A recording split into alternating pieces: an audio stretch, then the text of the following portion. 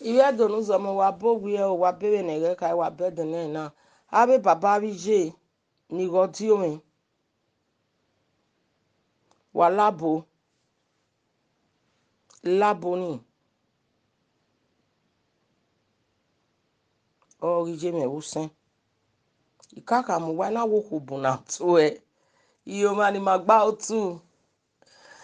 Ni ve dien ni ma be gba ye gbe wa bo wi wa bere nege kai aderi marie ba ne.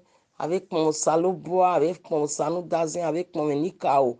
Et ma quoi ma ve ajeberi o. Mais non, tu vois Iyenukokomon. Il y a de nos mais what do you why you we na. No die mi na ma o ma tai. Emi ga ma o ma tai. Ori ten do we. Emi ne ro egbe o agi komie. Emi ne ro egbe o agi komie o pa. Amienero egbe o agi komie. Amienero egbe o agi komie. Amieneri yobo ma sokun sonu boise. Agi funa o sokun isanira mo pa. Amega gbupa fenri baga gogo kian. Oma jiro oga segbe no gieme odobe. Uwure gbagbon gi uwu. Amienero egbe o agi komie o pa. Ibiedu atiku adame nwani o ma no sue iye imaika abon wa bo mani si nwani inwane o oda fun mi ape ibege ni ya won wodo wa ko ni wan ona very tendo we ami wa no phone wa gbon na ve no ri megberi oru we gberi oru igbagbon ya emi agbon na pa me no kwa no eze no gbe ọma no wo phone ye agbon na we no ri obo wudugun ekerekere ma ya segbe toin o si enira mo isana dijebe na we na gwalo ma no just no mami se bagbon ipe aya gwalo ma no mami se amami damis ami ma no phone na bagbon na ibi edonu zo mo wa bo wa o me no Iyenukokomon eke amakone bagbon anwa o ma phone me kerekere aya segbe egbo me no wa gwon na ogogi ame no ri me gbo wa isekeseke ni agi omo bi omo bi me no wa gwa na ma fo ni me o ma fo no ma ro pa no ro na gbere no pagbe be na ya nwa eri emi ya hin ale lo ma hin o tan me kere no ga agoyin ya ibie ya ri elele me iri owodo owe o dede ni awon yen o ni edo ai na ke momo ije mi agbon no ga emi ogwo awon aban ibi poge ba bi poge ai wa so ti e iwa ti ni do agaga do na kun o yin ma ni e won aban wa ma bege ami wa no fu na egbo mi no wa gun na udori ami no je mi ni ma mi e gbe do ga wa do de yo iwa fun ewe agbon iwa agi e me kian erun opa ni gi na ni bi agbon iwe mi no ma o ga gbe sokwe emi negi maniku on stage no ko ase mo join mo David mo Irafe do pa wa no wa gbaro ko agbera 35 ari odukun ni wa gwa le boyfriend do pada jin cause no do call it tomato siro gbe agia ko ya do gbe enu wa ya okin ave nu wa be ya bole kian upo uregbe o dade wa were gbe sun abole beri o ema nuku oni e deri maniku o ise ogwalisi na pa na kado do wi eri be gwalisi na pa yan wa aro elo is okay so kwen na mo gbe area no ka ogbera ni oni ogo nuku mi ona keke Mama do call it tomatoes. Iwinani ni mado winani igbi agiani. Wagimani ku ori ogo ni igbima ni pe aga iti ma igbi agia. Ruda ikpi aye ku oya ikpi ati igbi agia. No ma ene gbenoro ikpi ati igbi agia. Ege ni mana ete ka abo edini ya ati waga iti eboni ku waga iti eboni ku waga iti eboni ku. Awami ku no do gbigbi agia vewo na o igbo lawa. Osi enana wa mi wa no fona. Ogwa lo pe a ni agbaro cause stay alone a depression or see a depression daba waka owi asansa wa amujo woy o ma na are kona won wa gbazi o nwen no o same yu powe no sayo wa igba won nwen no wa be sayo we aka pe opon washing machine self wa we dey to arwe machine e do vi pon yo nwen no dawo parowa egbo aku e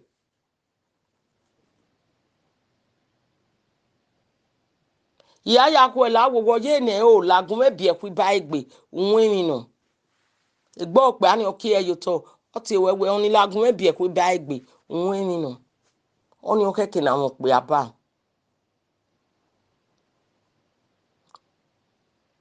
wagima wi o fi ni ne were e ami wa ne ro egbe wa mi wa re wo na ije no mo ero wa ba lo efo ma wo sa idegedege odo de yo sa egbo business no o ma we ni awo egba we business ni egbe adigo ni so bono ya we business owe e business ni ma ki oyo odo kun aka osa o ma bi me no gun na udari no ri me gbe me ya zere imawo sa de awe na we business how you go la de awe na ya we business you go ka la de egbo business ni makara yo igo igbe you go give la de egbo business ni makara yo igo igbe eki agba ma wero we no ri go no ma momo o osani do arugboru salobua agi tuti ogwo ma do wa sani uga domia wa omani ya domia no te asani gbo yan we no jigo ni u o ma gba iya iru re ko ini ka anu egi ma iwere gbe ide yo sa oni o pa mi ni mo bo ma epe ti o tana awe na ya ni mi gbe ogbera ni o ma keke no ko age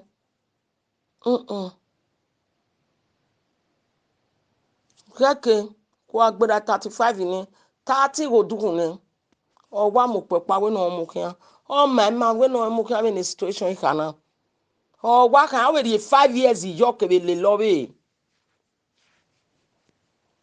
ni ya wa kana ina ido pon mi wa mi we gbe sabo isoko wa ma gbe won iwu ina do pon mi jore ina do pon mu menwa ina do pon me jama first lady ina do pon me rita be ni ya so hook up first people no ka so hook up kate nya agiji go we hook up o menwa we emula dan dari of free ijore emula dan nya free ni wa ya de no wa do awo hook up awa no yen gbowo isan Mila yan to bo ya gwa le bi no ya kin yan o ma gwa le bi no ya kin isan Mila wa ya gi ma won wa ya gi ma la wa ga gi ma na gbi ma Mila Akin bo we e kan sa ti digwe to yan wo momo ikin patiri e ari ego na enika o e de no gbo we na o to ne de die ne do Mila Akin e me we yare no gi ma ya ma ikata ma we no de we okoko na review your way omo anya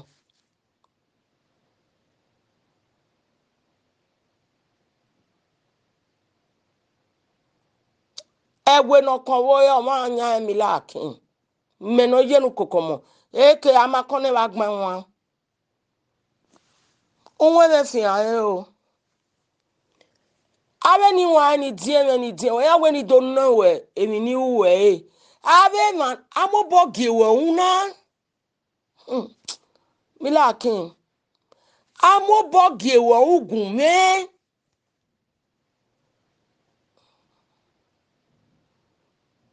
eko bowo ya we o aba je mi re ogio o iyan ri gonu e o amobo gewe una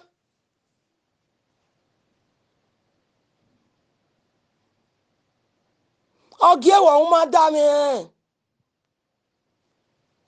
ona gewe unu do ba mo oge ona gewe unu do fi me yo we gbe ona gewe unu do robi ogi mi me era me ije me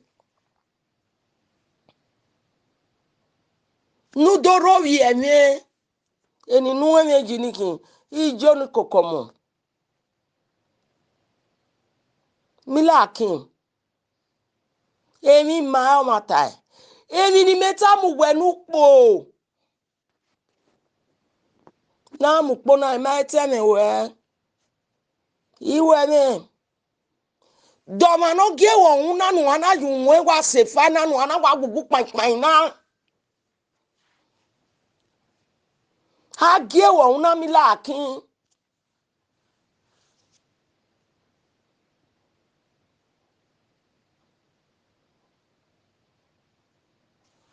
ami no fona ugate maka osama ala wozan o ate macha woma ala wozan mare do call tomatoes no idame wo ni kana me ja boda we be ni wa gu agun na uga gu epeti na mu eji oje asunu mi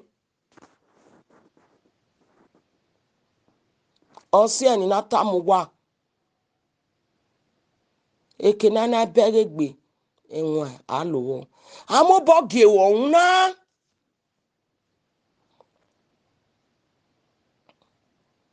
abe ni wa we ni no we demi ni mo bo we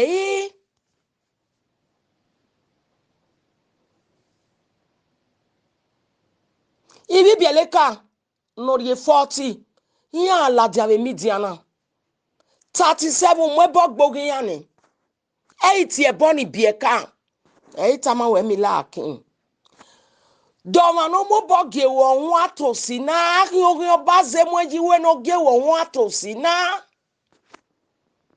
won we wa to me sha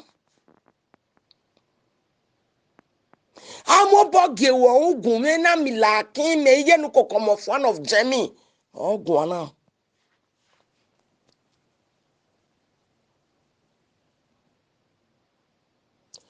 emenu taga 50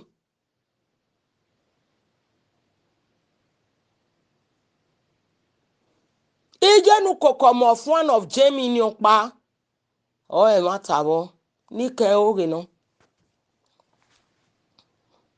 o amo bo gewo una no mana gbenu yo to se na ke gi o be Mila Akin be nu na ya kun mi no ma awu no o ti o ga gbo e o la ga gbo e una mo bo mi o pa ga gbo e Mila Akin amo bo gewo ogun me na hi ogun na me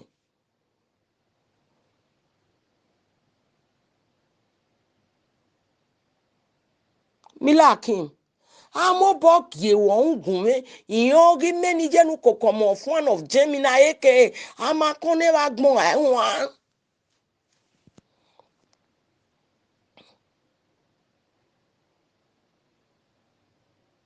Mila Akin o ti o ga gbo e o la ga gbo e emi awon du o ga gbo e so ko ma ka emi yanu tayo me gbe ya fe Ona ga mata. Benena mata. Kugwe.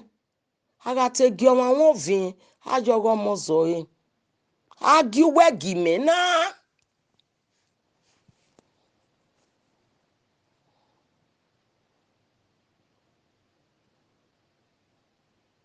Ona wayami evioa. Ono na wayami evioa. Ona wayami eviusa. Uwa beni wa sena. Mila ki wa bege mi ha. Ya dewo de. Mila ki ya dewo de. Umana le. Unwengi Iyenukokomon. Mila ki. Uwe do. Wa gwalo maso wa. Ugbekwiro. Wa ne o ala pogo. Me no gien. Ya ka mwebogbu wa be do. Naga inyame ni ya bugwa. Umani nufio boji na. Nuwa ina wakpa. Wa ya gwalo maso wa. Wa ya ari dunoje. Wa ya mwe picture wa e. Wa ya record roma. Wa ya record joma. Ena mi akwaga ena gbute gai. Dame gbage. Wa dame gbugwage. Wa ikoke bamboyo ton. Uvi ekpogo nyae. U sefu ejo. Uje ukpekwa mudia. Fio. Eri ayuwa kinyame midiana. Ya izagugwa ni lagwa. Meno Iyenukokomon. Eke amakone wagmenwa. Mila Akin. Agiewo unagun me. Ave kometa ni. Wa eme kave nutai na iga uwa mi mae. Uwa ateta mameni imi wa. Benena eri owa mae me. Mila Akin nerere ekpa ne. Mila Akin no gwobi gboro gwa no bi gbokula dia wo wodi o. Mila Akin. Ni get take my way life in. No need even man emi ni I explain my way the dark moment but ni get take my way. Mila Akin. Beni polo sena. Ina je mu benu gwo marogwa no ana wodi oni. E ma disturb we. Ugbeso ya ko e ladian. Ebo agonu ladian. Egbe la fi verio. Be me wa sena. Me na mu wo pa wo bo oku okpe ani wi me yawu. Mila Akin ima vitalike adi ejemi. Ejemi Larry. Fan for the Larry. With the webo. Mila Akin wenu gwegwa mu wo pa wo bo wani. Oh magi mu wo bo. Wenu gwegwa mu wo bo wani no ana wodi o. Iyan ya goju ohun. Eso ati eda eso ati ayuto.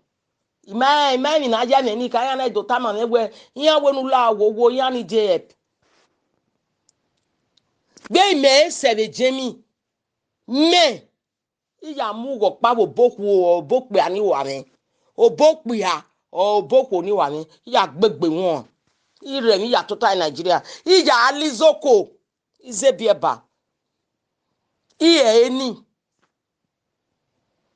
Imama ke na wa we ki zebieba ni. Iwa gbin Iyenukokomon fun of Jemi. Iwa gbin yo. Imana Akin e de kin 100,000. Ogbo Mila Akin. Nunu ya ka eti mu wo pa bo mani. O adegijeke. Iye ko ni se iye ke vie ku egweje. Iye ke vie ku emilaje. Eri ya magbon we Akin. A gbanu nene mi ye. Opopa agari e lati ya robi o. Me iye ogo me mu wo pa bo ma. Abi ni me vie ma jogwa. Ogbo e. Ama iwe bi be vie ma jogwa.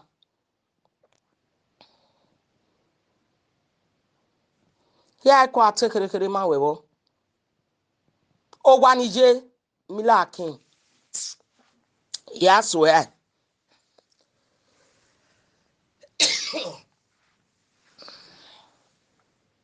o ama mori di ma fi o egbe na ti ebo no gan una ti ebo no gan amate gwe ni meti ebo no gwe be na ye agwe ni no we ni wo e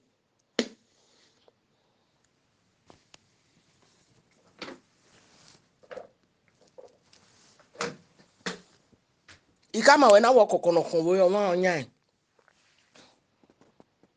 Mila Akin awe ni no we ni wo ni ka we ni no we ni wo e awu wa fo de ya we ni no we ni wo e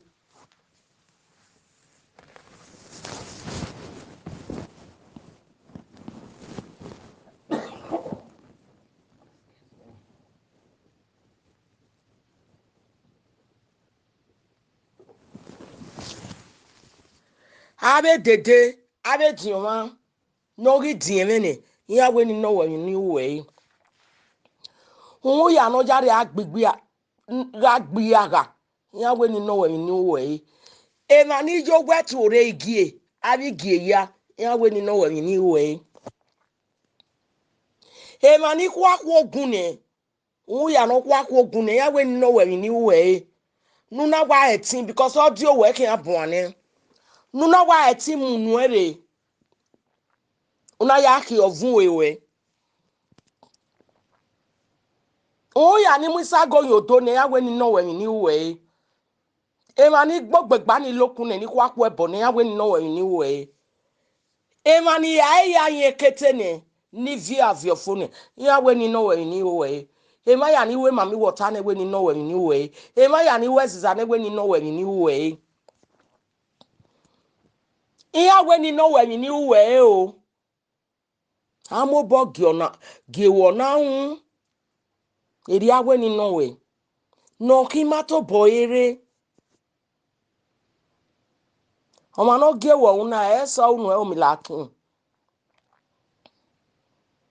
so unu e o ti o ga gbo e Mila Akin o ti o ga gbo e Mila Akin o ti o ga gbo e amate we ni ti e bonu e bo we na ye we no je me ja ro yo urobi e mo ma ge me urobi e mo ma da me Mila Akin u ba won oge ma da me Mila Akin era me no bie me ije me no bie me emo iyoge mono ma pa ma eva una ke wa pa una tie ma gan Mila Akin iya bo emi anuta ma da me emo nu fi unu gie era me ije me keka ganu tie me o ti o ga gbo e o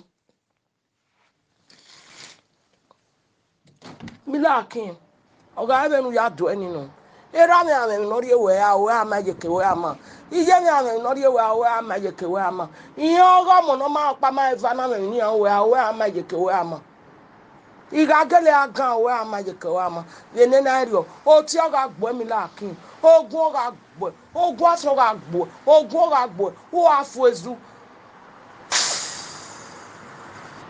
Mila Akin emi o ma na gun ajo emi na de emi o ma ro pa na do ma na gun ajo ye awe ama je ke we ama emi na ta fo ne nupo una were gbedo mu e una ya ro bi je me una ya ro bi ra me una ya ro bi yan ge mo nere ba una ti ma gan oni da me gbebo awe gba no ami ade ka wa kan wo ku kan mi o ga de ka wa kan wo ku kan mi ara Mila Akin age onu je na do ma no mu we fi ologo ma na Mila Akin o Akin na no kok mode noriri gbera mo piajo noriri gbera o akutukwe na no kok mode noriri gbera so piajo ari ko amu guy ku gbode ENC guy mu jo eri o Akin o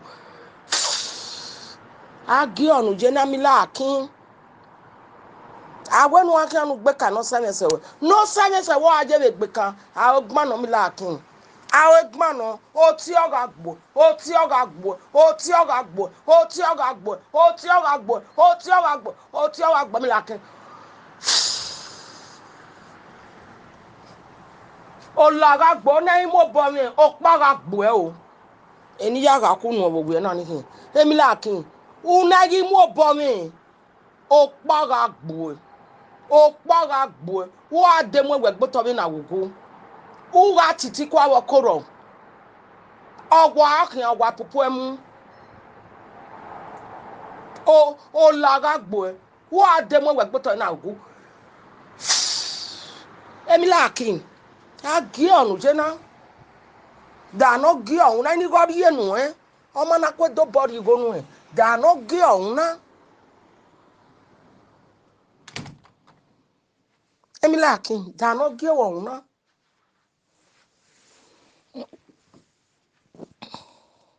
da no gi onu na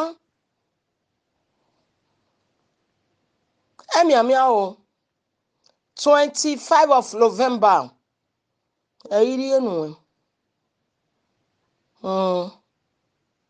iri enu abi yoko we ni ari okma yo to ogo mi na eyin aya ba se kola awe kola no temi na wi amase imawo ma ide ogo mi na wa aya ba se veni amu ebogbe Mila Akin mami wa ni gbe ni mi jo ni no we na vie picture me la diani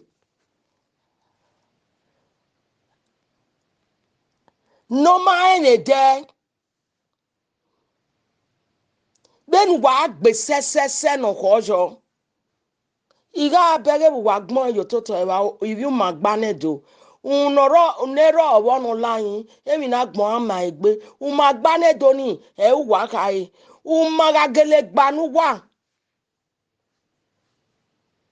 na ya tie bo ni wo ma benu wa bege Mila Akin ni ri akere wa igbe no ki egbere gbe keke no ri eni so egbe nero wa u ma gba ne do ni no layin o imaro bi yan no we ni mo mu yen bo de ba Mila Akin you wan say five ko no ga fake account no wa lo we there yo no wa agbon no o bo no wa agbon ni o bo no wa ya gbon yin o bo no wa ya gbon ni ogo mi na wa la ban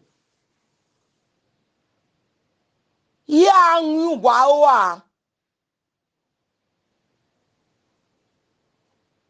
we na nyu ka we ji e ko ka yin gweze Mila Akin ho agbe kan se mesewe ko anu ye gbe kan se mesewe ya si obolo a o patri na kin we awe ni no we ni we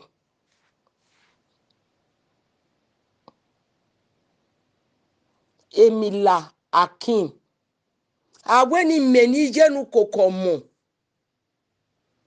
one of Jamie emi ni we emi ya nu tajo megbe ma ni dami o ya fe wo do wa o ba mi ya eme so wa Mila Akin gumeta ma we ewe boje ugbe so igbupe aisi ko pe ya agwagwa zebe ni ka ogie me mami ego oge nu ba me ebun ugwa aju ngwa se five ngwa ama me ni gwajo gwa ka me dia ugwa si me ven Mila Akin si me ven Mila Akin si me ven Mila Akin si me ven me no Iyenukokomon o ma no ka ge mi nu ma no dekun o so na no mi egbe o se utai me ni wo ma ba mi nu ga ro ibieka Mila Akin ti data na nupo Mila Akin uwa gwaloma kaka mu wa kena na bere gbe kovunu ami o de la we do yen uku ori do no mi ekeri laje ugu je do de ime ni ati ewe cause ime oni ete no wegbe ma weze won no kodo ware o me ni ati ewe baba na o dere do enu la di asogbo ga mi de la we do no ba se kineri mala no wijobo Mila Akin una winuna inuna mo mu owo ka gwali no gbe go da kwangri keke amo bogi wo una gume no na wenu do ba mo ogu yo ogo gbana uteme ni ya jo me gbe madame o udala bozan era me nere ba no ma mi ropa una ya amo ebogbe ije me nere ba una ya amo ebogbe iyoge monore ba una ya amo ebogbin una be do ti ma gan bae emi ne da me ni o emi ene ni e aru da igwalu ki o ya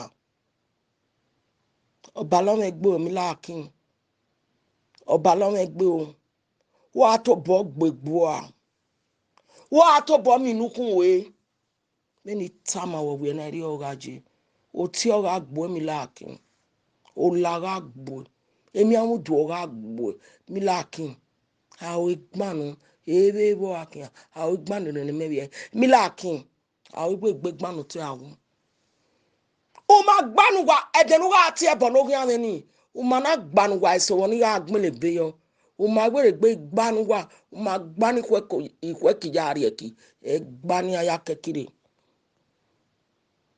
o ma gbani ni kwe ki ya mo akeke wuta e gbani aya dure ma upa a o gbe gbanu o ma gbere gbe gbanu wa o ma gbere gbe gbanu wa o ne ro wo o ri la o ma gbane do ni a o gbe gbanu mi la Akin awe gbe gbanu awe gbanu ne me bi iyo ri me Iyenukokomon o wa gwe gona awe gbe gbanu awe gbe gbanu so ko ma ka me ya nu tajo me gbe mata no alawo zan no da me bo ni gbe ni ya gbon ri owe to a era me nere ba ije me nere ba iyo ge mo nere ba una do tie ma gan bai emi ne ni ta me gbe ni wan imana mi no wuko ja me iru de mi la Akin yari azin mi la Akin yo wa ke me dia o ti o ga gbo eni ya ga ku won ogwe na ni wa gbegbo aju wa edenu wo agbo ka wo je ba eni tama wo we na ri we na oju edenu wo agbo ka wo je ba eni tama wo we na ri we na oju eri eni ka yo to na do je ne do kai eri o ta we bo ni ma fi ogwe ji na kai eri a o no wi pe kai ya me